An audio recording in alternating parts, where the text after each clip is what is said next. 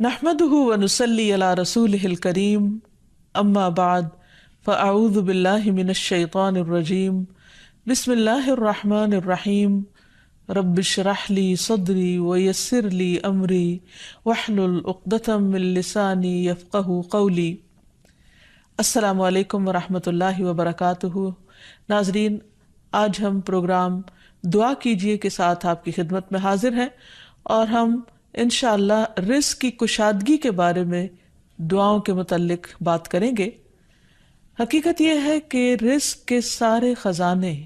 اللہ سبحانہ وتعالیٰ کے پاس ہیں، اور اللہ سبحانہ وتعالیٰ اپنی ساری مخلوق کو رزق دے رہا ہے اور ہر طرح کا رزق دے رہا ہے، اور پھر بھی اس کے خزانوں میں کمی نہیں واقع ہوتی۔ ایک حدیث قدسی میں آتا ہے، اللہ تعالیٰ فرماتے ہیں کہ اے تمام جن و انس، اولین و آخرین، اگر تم سب کے سب ایک چٹیل میدان میں، کھلے میدان میں اکٹھے ہو جاؤ اور پھر سب اپنی حاجات مجھ سے مانگو، اپنی ضروریات مجھ سے طلب کرو، اور میں تم سب کو وہ عطا کروں جو تمہیں چاہیے، تو بھی میرے خزانوں میں اتنی کمی بھی واقع نہیں ہوتی جتنی سوئی کو سمندر میں ڈالنے سے واقع ہوتی ہے۔ لیکن بات یہ ہے کہ انسان جب اللہ سے مانگے تو پورے یقین کے ساتھ مانگے، امید رکھ کے مانگے، اور کسی بھی قسم کی مایوسی کا شکار نہ ہو، کیونکہ دعا ان تمام چیزوں میں فائدہ دیتی ہے جو نازل ہو چکی ہیں، اور ان میں بھی فائدہ دیتی ہے جو نازل نہیں ہوئی، یعنی وہ تمام مشکلات جو انسان پہ پڑ چکی ہیں یا آئندہ آنے والی ہیں، ان دونوں کے سلسلے میں دعا کرنا انسان کو فائدہ دیتا ہے۔ لیکن یہ یاد رہے کہ دعا کی قبولیت کے لیے انسان اپنی طرف سے بھرپور کوشش کرے، اور اس میں ایک کوشش یہ کہ جب اللہ سے مانگے تو پہلے اللہ سبحانہ وتعالیٰ کی تعریف کے کلمات کہے، تسبیحات پڑھے،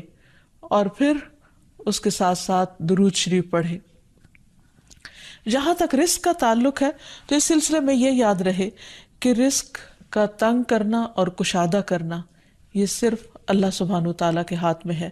وہ جس کو چاہتا ہے زیادہ دیتا ہے، جس کو چاہتا ہے کم دیتا ہے۔ قرآن مجید میں اللہ تعالیٰ فرماتے ہیں واللہ یرزق من یشاء بغیر حساب، اللہ جس کو چاہتا ہے بے حساب رزق عطا کرتا ہے، اور پھر اگر وہ کسی کو زیادہ نہیں دیتا، اس پر رزق تنگ کر دیتا ہے، تو بھی اس میں اس کی اپنی حکمت اور مصلحت کار فرما ہوتی ہے۔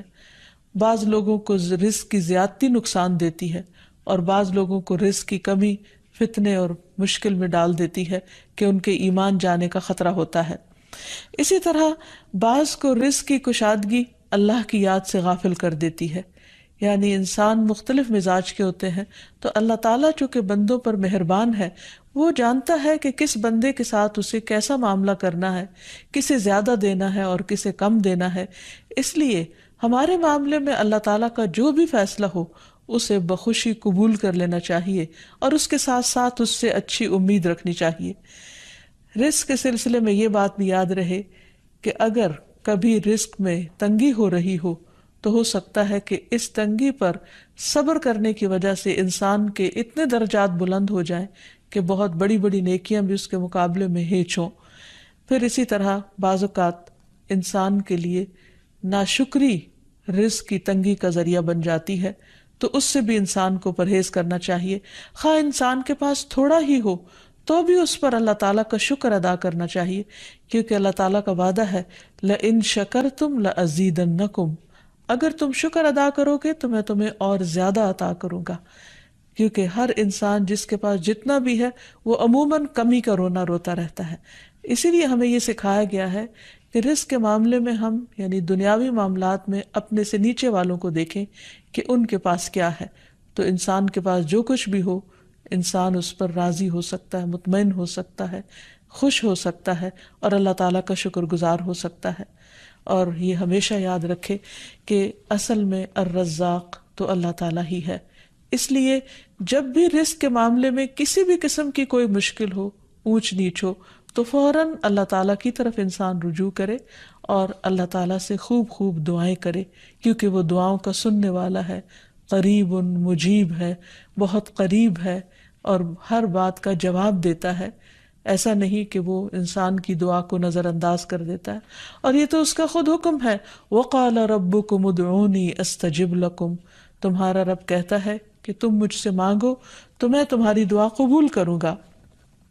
تو ہمیشہ ہمیں یہ یاد رکھنا چاہیے کہ رزق کی کنجیاں اللہ تعالیٰ کے پاس ہیں۔ فرمایا لَهُ مَقَالِيدُ السَّمَاوَاتِ وَالْأَرْضِ يَبْسُطُ الرِّزْقَ لِمَن يَشَاءُ وَيَقْدِرُ إِنَّهُ بِكُلِّ شَيْءٍ عَلِيمٌ، آسمانوں اور زمین کی چابیاں اسی کے پاس ہیں، وہ جس کے لیے چاہتا ہے رزق کشادہ کر دیتا ہے اور جس کو چاہتا ہے تنگ کر دیتا ہے، بلا شبہ وہ سب کچھ جاننے والا ہے۔ اور پھر تمام مخلوقات کے رزق کی ذمہ داری اسی پر ہے۔ فرمایا وَمَا مِن دَابَّةٍ إِلَّا عَلَى اللَّهِ رِزْقُهَا، اور کوئی جاندار ایسا نہیں کہ جس کے رزق کا ذمہ اللہ کے اوپر نہ ہو۔ کوئی ایک چھوٹی سے چھوٹی چونٹی اور اس سے بھی چھوٹی مخلوق، ان سب کو وہی کھلاتا اور پلاتا ہے، وہی زندگی دیتا ہے اور زندگی کے اسباب مہیا کرتا ہے، لیکن اکثر لوگ اللہ تعالیٰ کے اس اختیار سے لا علم ہیں۔ اسی لیے اللہ تعالیٰ فرماتے ہیں قُلْ إِنَّ رَبِّي يَبْسُطُ الرِّزْقَ لِمَن يَشَاءُ وَيَقْدِرُ وَلَكِنَّ أَكْثَرَ النَّاسِ لَا يَعْلَمُونَ، کہہ دیجئے بے شک میرا رب رزق فراخ کرتا ہے جس کے لیے چاہتا ہے اور تنگ کر دیتا ہے، لیکن اکثر لوگ علم نہیں رکھتے، یعنی بہت سے لوگ اس حقیقت کو بھول جاتے ہیں، اور جب ان کے پاس زیادہ آتا ہے تو وہ سمجھتے ہیں کہ یہ ان کی محنت کا نتیجہ ہے، یہ ان کی کوششیں اور ان کے سمجھداری ہے جس کی وجہ سے ان کو زیادہ ملا ہے، اور اگر کسی کے پاس کم ہوتا ہے تو عموماً لوگ سمجھتے ہیں کہ یہ اس کی اپنی حماقت اور بے وقوفی کی وجہ سے یا ناسمجھی کی وجہ سے اس کو نہیں مل رہا۔ حالانکہ بعض اوقات اللہ سبحانہ وتعالیٰ انتہائی ناسمجھ لوگوں کو بھی بہت کچھ عطا کر دیتا ہے، اور بعض اوقات بہت زیادہ پڑھے لکھے سمجھدار عقل مند لوگ اپنے 2 وقت کے کھانے کے لیے بھی پریشان ہوتے ہیں۔ حقیقت یہ ہے کہ اللہ سبحانہ وتعالیٰ جسے چاہے خوب نوازے، اور دینے سے اس کے خزانوں میں کوئی کمی واقع نہیں ہوتی، اور یہ اس کی اپنی مشیت اور اس کی اپنی چاہت ہے۔ وہ چاہے تو اپنے نافرمانوں کو بہت کچھ دے دے۔ ہم دیکھتے ہیں کہ دنیا میں بہت سے لوگ اس کی ذات کا بھی انکار کرتے ہیں، اس کے آگے سجدہ بھی نہیں کرتے، اس کی راہ میں کچھ صدقہ خیرات بھی نہیں کرتے، لیکن اس کے باوجود ان پر رزق برستا ہی چلا جاتا ہے، کیونکہ اللہ سبحانہ وتعالیٰ ان کو ڈھیل دیتا ہے۔ پھر اسی طرح اللہ تعالیٰ نے ہر ایک کا چونکہ رزق مقرر کر رکھا ہے، تو جن کے حصے میں زیادہ دیا یا زیادہ رکھا ہے، وہ ایسا نہیں کہ ضروری طور پر ان کی کسی نیکی کی وجہ سے ہی ہو، وہ اللہ تعالیٰ کی تقسیم کی بنا پر ہے، اللہ تعالیٰ کا اپنا فیصلہ ہے جو اس کے حکمت پر مبنی ہے، جسے انسان نہیں جانتے، کیونکہ اللہ تعالیٰ نے ہر انسان کا رزق مقرر کر رکھا ہے، اور جو انسان کے مقدر میں ہوتا ہے وہ اس کو مل کر رہتا ہے۔ اسی لیے جابر بن عبداللہ کہتے ہیں کہ اللہ کے رسول صلی اللہ علیہ وسلم نے فرمایا، اگر ابن آدم اپنے رزق سے اسی طرح بھاگے جس طرح موت سے بھاگتا ہے، تو بھی رزق اسے اسی طرح پالے گا جس طرح اسے موت پا لیتی ہے، یعنی اس کا رزق اس تک پہنچ کر رہے گا۔ اس سلسلے میں ایک بہت اہم بات یاد رکھنے کی ہے کہ انسان رزق کے معاملے میں ہمیشہ اللہ تعالیٰ کی طرف رجوع کرے، اور کسی بھی پریشانی کی صورت میں غیر اللہ کی طرف رجوع نہ کرے، یعنی اپنے دکھ، تکلیف، پریشانی، اس کا داستان، اس کے بپتا صرف اللہ تعالیٰ کو سنائے، اسی سے دعائیں مانگے، اور یہ مت سمجھے کہ اللہ تعالیٰ نہیں سنتا تو وہ کسی اور کے در پر جا کر اپنی مشکل بیان کر کے اسے مشکل کشا سمجھتے ہوئے اس سے اپنی حاجات پوری کروا سکتا ہے۔ قرآن مجید میں اللہ تعالیٰ فرماتے ہیں وَاللَّهُ جَعَلَ لَكُم مِّنْ أَنفُسِكُمْ أَزْوَاجًا وَجَعَلَ لَكُم مِّنْ أَزْوَاجِكُمْ بَنِينَ وَحَفَدًا وَرَزَقَكُم مِّنَ الطَّيِّبَاتِ أَفَبِالْبَاطِلِ يُؤْمِنُونَ وَبِنِعْمَةِ اللَّهِ هُمْ يَكْفُرُونَ وَيَعْبُدُونَ مِن دُونِ اللَّهِ مَا لَا يَمْلِكُ لَهُمْ رِزْقًا مِّنَ السَّمَاوَاتِ وَالْأَرْضِ شَيْئًا وَلَا يَسْتَطِيعُونَ، اور اللہ نے تمہارے لیے خود تم ہی سے بیویاں بنائیں، اور تمہارے لیے تمہاری بیویوں سے بیٹے اور پوتے بنائے، اور تمہیں پاکیزہ چیزوں سے رزق دیا، تو کیا وہ باطل کو مانتے ہیں اور اللہ کی نعمت کا انکار کرتے ہیں؟ اور وہ اللہ کے سوا ان کی عبادت کرتے ہیں جو نہ انہیں آسمانوں اور زمین سے کچھ بھی رزق دینے کے مالک ہیں، اور نہ وہ طاقت رکھتے ہیں۔ تو اس آیت سے واضح طور پر پتہ چلتا ہے کہ اللہ کے رزق کے خزانے صرف ان کا مالک اللہ ہی ہے، اس کے علاوہ کوئی نہیں۔ اگر اللہ تعالیٰ کسی کو رزق نہ دے تو کوئی اور کچھ بھی نہیں دے سکتا، کیونکہ اللہ تعالیٰ نے ملکیت کے یہ سارے اختیارات اپنے پاس رکھے ہوئے ہیں، کسی اور کو نہیں دیے۔ جیسا کہ ایک اور آیت میں آتا ہے کہ انسان کو اللہ ہی کے ہاں رزق تلاش کرنا چاہیے۔ فرمایا انما تعبدون من دون اللہ اوثانا وتخلقون افکا ان الذین تعبدون من دون اللہ لا يملكون لكم رزقا فابتغوا عند اللہ الرزق واعبدوہ واشکروا لہ الیہ ترجعون۔ تم اللہ کے سوا چند بتوں ہی کی تو عبادت کرتے ہو اور تم سراسر جھوٹ گھڑتے ہو۔ بلا شبہ اللہ کے سوا جن کی تم عبادت کرتے ہو تمہارے لیے کسی رزق کے مالک نہیں، سو تم اللہ کے ہاں ہی رزق تلاش کرو اور اسی کی عبادت کرو اور اس کا شکر کرو، اسی کی طرف تم لوٹائے جاؤ گے۔ یعنی اسی نے تمہیں پیدا کیا، وہی تمہیں رزق دیتا ہے، اسی کی طرف تمہاری واپسی ہے۔ اس لیے تم نہ اللہ کے سوا کسی اور کی عبادت کرو اور نہ ہی اس کے آگے ہاتھ پھیلاؤ اور نہ اس سے توقع رکھو کہ وہ تمہیں کچھ دے گا،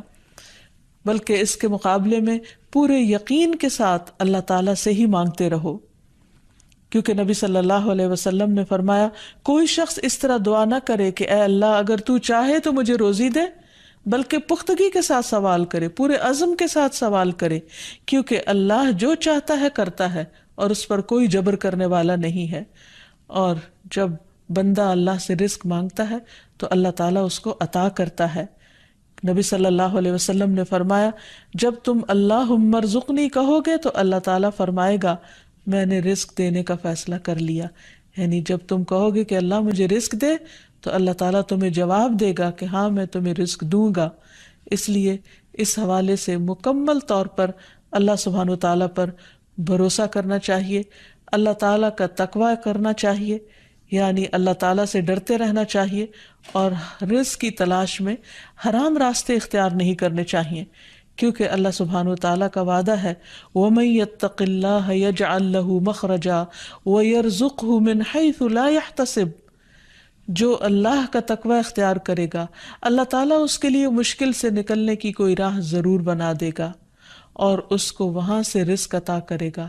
جہاں سے وہ سوچتا بھی نہیں ہوگا، یعنی اس کا وہم و گمان بھی نہیں ہوگا، اس کا خیال بھی نہیں ہوگا۔ اللہ تعالیٰ غیب سے ایسے اسباب پیدا کر دے گا جن کے بارے میں انسان نے کبھی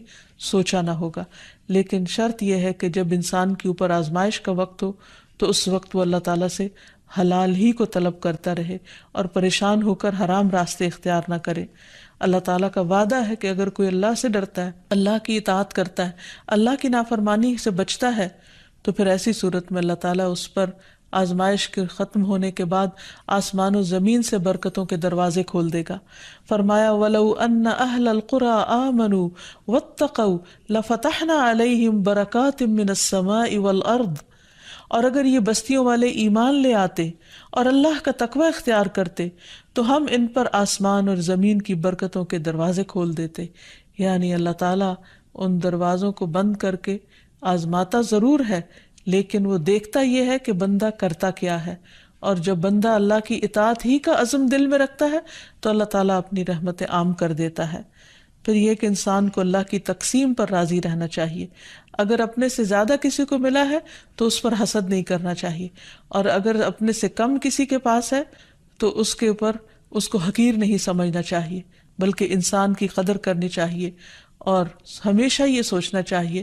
کہ اس کو مجھ سے زیادہ دینے والے کو بھی دینے والا رب ہے، مجھے بھی میرے رب نے ہی دیا ہے، اور جس کے پاس کم ہے اس کا بھی مالک وہی ہے۔ اور یہ بھی انسان یاد رکھے کہ انسان جب حرام سے بچتا ہے، غلط راستوں سے بچتا ہے، اللہ تعالیٰ کی فرما برداری کرتا رہتا ہے، اس کا شکر ادا کرتا رہتا ہے، تو اللہ تعالیٰ اس کو حلال طریقوں سے بھی رزق عطا کرتا ہے۔ حدیث میں آتا ہے کہ رزق کی تلاش میں میانہ روی اختیار کرو، یعنی بہت ڈیسپریٹ نہ ہو جاؤ، اللہ تعالیٰ ضرور دروازہ کھولے گا۔ کہیں ایسا نہ ہو کہ رزق کا مؤخر ہونا یعنی ڈیلے ہونا تمہیں اس بات پر اکسا دے کہ تم اللہ تعالیٰ کی نافرمانیاں کرنے لگو، یعنی نافرمانی کے ذریعے اس کا رزق تلاش کرو۔ یاد رکھو جو کچھ اللہ تعالیٰ کے پاس ہے وہ اس کی اطاعت سے ہی حاصل کیا جا سکتا ہے۔ اور اس سلسلے میں خصوصی طور پر استغفار بہت کارآمد ہے کہ انسان اپنے گناہوں کی معافی مانگتے ہوئے اللہ تعالیٰ سے رزق کے لیے دعا کرے، پھر اسی طرح رشتہ داروں کے ساتھ اچھا سلوک کرے، کیونکہ نبی صلی اللہ علیہ وسلم نے خاص طور پر یہ بات فرمائی ہے کہ جو شخص یہ چاہتا ہے کہ اس کی عمر دراز ہو اور اس کے رزق میں وسعت ہو تو اسے چاہیے کہ وہ صلہ رحمی کرے، یعنی اپنے رشتہ داروں کے ساتھ اچھا سلوک کرے۔ یعنی جس نیکی کا اجر انسان کو دنیا میں بہت جلد مل جاتا ہے، ان میں سے بہت اہم نیکی صلہ رحمی ہے، والدین کے ساتھ حسن سلوک ہے۔ ایک حدیث میں آتا ہے کہ کچھ گھرانوں کے لوگ جو فاسق و فاجر بھی ہوتے ہیں، لیکن جب وہ صلہ رحمی کرتے ہیں تو اس کی بنا پر ان کے مال بڑھ جاتے ہیں، یعنی رشتہ داروں کے ساتھ اچھے سلوک کی وجہ سے ان کے مال میں اور اضافہ ہو جاتا ہے اور ان کے افراد کی کثرت ہو جاتی ہے۔ پھر انسان ہمیشہ یہ یاد رکھے کہ مال دینے سے بڑھتا ہے، صدقہ خیرات مال میں اضافے کا ذریعہ بنتا ہے۔ پھر اسی طرح خرید و فروخت میں سچ بولنا مال میں برکت پیدا کر دیتا ہے اور جھوٹ مال کی برکت کو اٹھا دیتا ہے۔ اور پھر خاص طور پر انسان رزق کے لیے دعائیں کرتا رہے، کیونکہ سارے خزانے تو اللہ کے پاس ہیں، وہ جب جس کو جتنا چاہے عطا کر سکتا ہے۔ اس کے لیے نبی صلی اللہ علیہ وسلم کی سکھائی ہوئی مسنون دعائیں بہت ہی بہترین ہیں۔ نبی صلی اللہ علیہ وسلم ہر روز صبح فجر کی نماز کے بعد یہ دعا پڑھتے تھے، اللہم انی اسألک علما نافعا ورزقا طیبا وعملا متقبلا۔ اے اللہ، میں تجھ سے علم نافع، طیب رزق یعنی پاکیزہ رزق اور مقبول عمل کا سوال کرتا ہوں، یعنی ایسے عمل کی توفیق دے جو تیرے ہاں قبول ہو جائے، تجھے پسند آ جائے۔ اور اس کے ساتھ ساتھ انسان کو حرام سے بچنے کی دعا کرنی چاہیے۔ اس سلسلے میں آپ صلی اللہ علیہ وسلم نے جو دعا سکھائی وہ ہے، اللہم اکفنی بحلالک عن حرامک واغننی بفضلک عمن سواک۔ اے اللہ، اپنے حلال کے ذریعے حرام سے میری کفایت فرما، یعنی مجھے اتنا حلال دے کہ مجھے حرام کی ضرورت ہی نہ رہے، اور اپنی مہربانی سے مجھے اپنے علاوہ ہر ایک سے بے نیاز کر دے، یعنی مجھے انسانوں کا محتاج نہ کر، کسی اور کا محتاج نہ کر، صرف اپنے خزانوں سے عطا فرما۔ پھر اسی طرح خاص طور پر بڑھاپے کی زندگی کے لیے وسعت رزق کی دعا کرنی چاہیے، کیونکہ جب انسان بوڑھا ہو جاتا ہے تو اس کے اعضاء کمزور ہو جاتے ہیں، وہ اپنے لیے خود کچھ کمائی نہیں کر سکتا، وہ دوسروں پر ڈپینڈنٹ ہو جاتا ہے، تو اس وقت وسیع رزق کی دعا سکھائی گئی۔ فرمایا، اللہم اجعل اوسع رزقک علی عند کبر سنی وانقطاع عمری۔ اے اللہ، جب میں بوڑھا ہو جاؤں اور میری عمر ختم ہونے لگے تو میرے رزق کو وسیع کر دے۔ اور رزق کی دو بڑی قسمیں ہوتی ہیں، ایک وہ رزق جو ظاہری طور پر جسموں کی غذا بنتا ہے یا انسان کی مادی ضروریات پوری کرتا ہے، اور دوسرا روحانی رزق، اور وہ رزق جو انسان کے غم ہم کو دور کرتا ہے، یعنی لوگوں کی محبت اور توجہ، اور خاص طور پر بڑھاپے میں اولاد اور رشتہ داروں کا قریب ہونا، پاس ہونا، یہ انسان کی بنیادی ضرورتوں میں سے ہے۔ تو انسان جب خود کچھ کرنے کے قابل نہ رہے، ہاتھ پاؤں ہلانے کے قابل نہ رہے، تو عموماً وہ لوگوں پر ایک بوجھ بن جاتا ہے، اور یہ چیز انسان کے لیے بہت پریشانی کا باعث ہوتی۔ انسان جب جوان ہوتا ہے، بہت کچھ کما رہا ہوتا ہے،